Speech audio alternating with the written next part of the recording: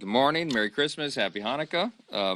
This is a good time to be an American, and I want to tell you that we've been watching with great excitement what's happening. It's 34 days until President Trump takes the oath of office, but he's already begun the power of the Trump effect. And you see what's happening at Mar-A-Lago. There's more activity there than there is on Pennsylvania Avenue because people around the world recognize that a new sheriff is in town. The leader is back. And yesterday he announced that SoftBank will be investing $100 billion over the next 4 years and creating 100,000 new American jobs. That's just one more piece of good news.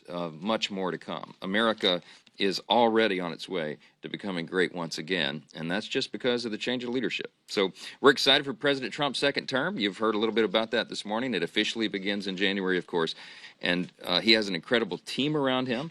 I've been visiting with the various cabinet appointees, nominees.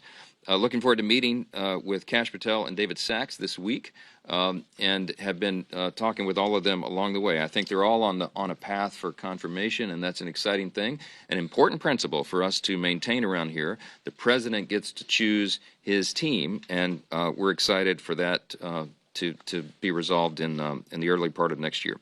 But as we near the end of this year, I just want to say a word of thanks to the leadership team here. These friends have done a great job in helping us to lead the conference over the last year and last 2 years, helping me for the last year plus as the speaker, and Leader Scalise and Whip Emmer and Elise Stefanik, who's our conference chair, who will soon be serving the Trump administration in a new capacity. Our Vice Chairman, Blake Moore, who's stepped in to fill the void here. An extraordinary team. They've done a great job, and I want to thank them for that. And despite all the challenges we had, we were able to secure key wins in this Congress. You heard Blake and Steve recount some of that, beginning with H.R. 1, the energy policy that we advanced, and H.R. 2 on the border. We held this disastrous administration accountable.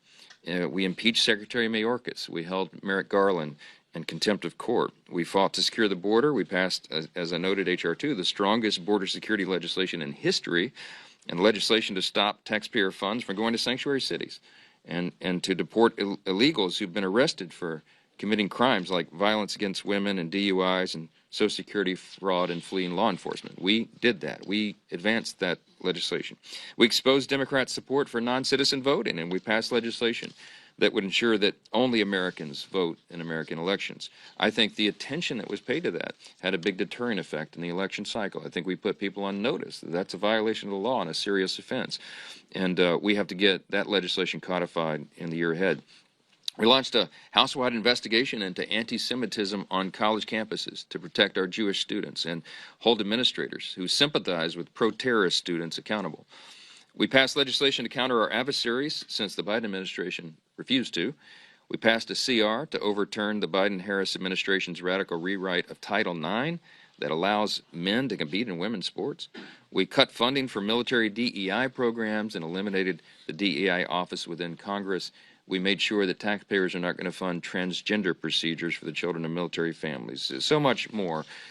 We know that we're just getting started, and there is so much ahead of us. We're excited about beginning the new Congress in January. We're eager for what's ahead.